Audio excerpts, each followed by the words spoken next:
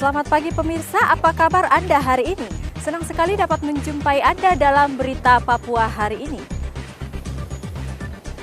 Saya Yuni Rumbarar bersama tim redaksi telah menyiapkan sejumlah berita menarik dan aktual untuk Anda.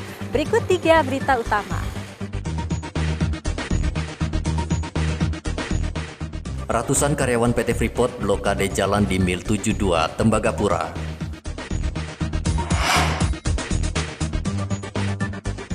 Nelayan di Merauke dilarang melaut karena gelombang tinggi dan angin kencang.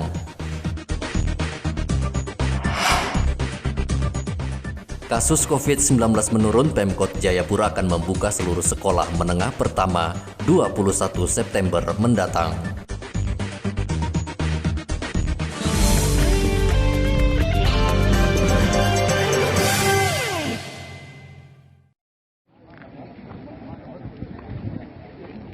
Ratusan karyawan PT Freeport kembali memblokade jalan di Mil 72, Tembagapura, Mimika.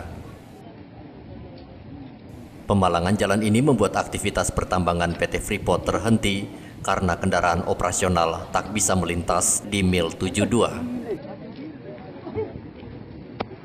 Ratusan karyawan kecewa dengan manajemen PT Freeport yang belum membayar insentif bagi karyawan yang bekerja di masa pandemi COVID-19.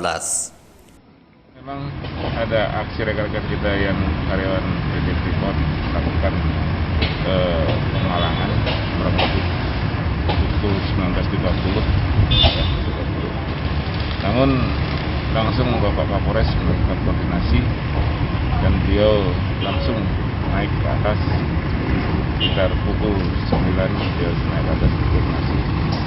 Syukur alhamdulillah koordinasi dengan melakukan pemalangan itu berjalan dengan baik dan bisa dibuka dan semua kegiatan sudah berjalan normal. Ada beberapa jam sempat karena ada mungkin kecurigaan atau kesalah dugaan dari pihak manajemen. Artinya setelah dikomunikasikan dengan baik, disampaikan dengan baik, rekan-rekan karyawan juga mengerti dan membuka pemalangan. Sampai hari ini sangat kondusif sekali. Bapak Kapolres juga masih di Tembagapura mengawasi kegiatan-kegiatan di sana, dan situasi Kapolres kondusif dan semua kegiatan berjalan seperti biasa. Blokade jalan hanya berlangsung selama 3 jam setelah Kapolres Mimika memediasi karyawan dan manajemen. Igobat Momolin melaporkan dari Mimika, Papua.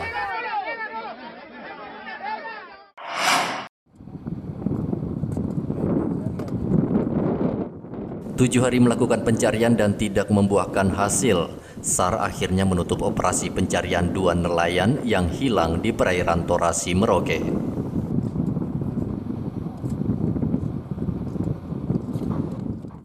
Kepala Kantor SAR mengatakan seluruh tim SAR di perairan Torasi ditarik kembali ke Pos SAR Merauke. Hari ini hari ke-7 pencarian, jadi operasi SAR secara fisik menggunakan unsur alut dan personil kami hentikan. Kami lanjutkan dengan koordinasi dan pemantauan melalui siaga rutin di kantor SAR Merauke. Dengan kejadian ini mungkin menjadi pelajaran berharga buat kita semua, termasuk kami, para di maritim, kemudian para pengguna juga, supaya tingkat keselamatan yang pertama dari perlengkapan keselamatan diri sampai dengan unsur atau kapal-kapal yang akan berlayar supaya dilengkapi atau ditingkatkan. Kemudian mohon untuk himbauan dan terutama untuk perakiraan cuaca supaya lebih diinsentifkan lagi kepada para pengguna laut, dan mohon dipedomani supaya apa yang kita tidak harapkan seperti ini tidak terjadi lagi di kemudian hari. Demikian, terima kasih. Sementara itu keluarga korban mengaku pasrah dengan kejadian tenggelamnya kapal pelita di perairan Torasi yang mengakibatkan 2 nelayan hilang. Yang bilang saya kecewa juga, ini memang musibah Pak. Ini kuadrat Tuhan yang diberikan, sehingga saya juga selaku orang tua dan orang tua wali juga. Ya mau dikatakan apa ya Pak ya, relahkanlah, ikhlaskan saja gitu ya. Kalau memang sudah terjadi seperti itu, memang maksimal untuk adakan pencarian, tapi kalau tidak diketemukan, Mau bilang apa lagi? kita mau apakan lagi ya Pak? Saya sudah tim SAR mencari sampai selama 7 hari ini sudah tidak ketemu, jadi pihak keluarga pasrah saja. Kapal motor Pelita tenggelam setelah dihantam gelombang tinggi di perairan Torasi Sabtu pekan lalu. 4 nelayan berhasil menyelamatkan diri, namun 2 lainnya hilang. Diduga keduanya terseret arus yang kencang perairan Torasi.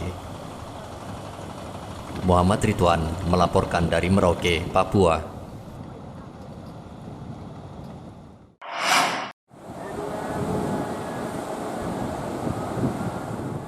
Badan Meteorologi, Klimatologi, dan Geofisika Merauke meminta nelayan untuk tidak melaut.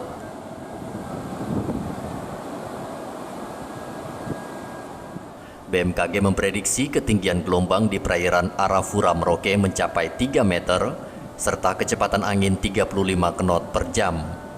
Oke, untuk kondisi cuaca di laut untuk saat ini, tinggi gelombang memang lumayan cukup tinggi untuk di wilayah pesisir atau di wilayah pinggiran. Tinggi gelombang diperkirakan mencapai 1,4 meter untuk wilayah Merauke, sedangkan untuk agak ke tengah sedikit tinggi gelombang udah mulai meninggi atau medium dengan ketinggian sampai dengan 2,5 meter, terus lebih ke dalam lagi atau lebih ke tengah lagi tinggi gelombang bisa mencapai 3 meter atau gelombang tinggi. Untuk kondisi angin untuk saat ini juga cukup tinggi.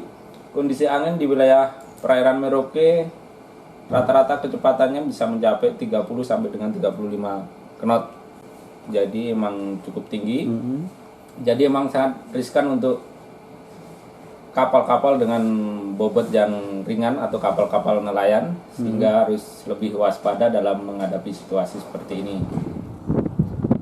Puluhan nelayan di Merauke juga memilih melabuhkan perahunya di pelabuhan perikanan.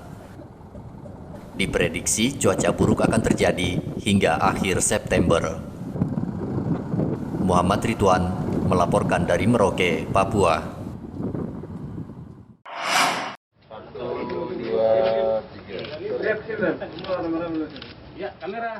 Polisi memusnahkan 49,5 gram narkotika jenis sabu-sabu di halaman Polres Mimika Kamis sore kemarin.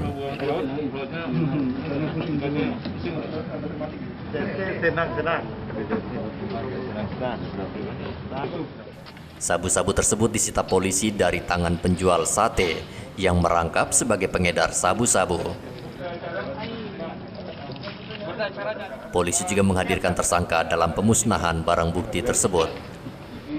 Yang kita amankan pada waktu itu ada 50,94 gram. Kalau dinominalkan dengan rupiah, kira-kira 100 juta lebih. Ini uang banyak juga. Namun barang yang kita musnahkan hari ini 49,62 gram. Kenapa? Dari 50 kok bisa berkurang 49? Karena 0,54 kita uji sampel ke Jayapura untuk mengecek apakah barang ini asli atau palsu. Ternyata hasil dari BPO atau POM, Balai POM Jayapura dinyatakan asli dan sudah diterbitkan dengan tertulis. Nah, untuk itu kami nyatakan barang ini asli dan hari ini kita akan musnahkan semua. Seorang penjual sate berinisial A ditangkap polisi di Jalan Semangka 17 Agustus lalu. Dari tangan tersangka, polisi berhasil menyita 49,5 gram sabu-sabu siap edar. Polisi menjerat tersangka dengan pasal 112 dan 114 nomor 35 tahun 2009 tentang narkotika dengan hukuman maksimal penjara 20 tahun. Igo Batmomolin melaporkan dari Mimika, Papua.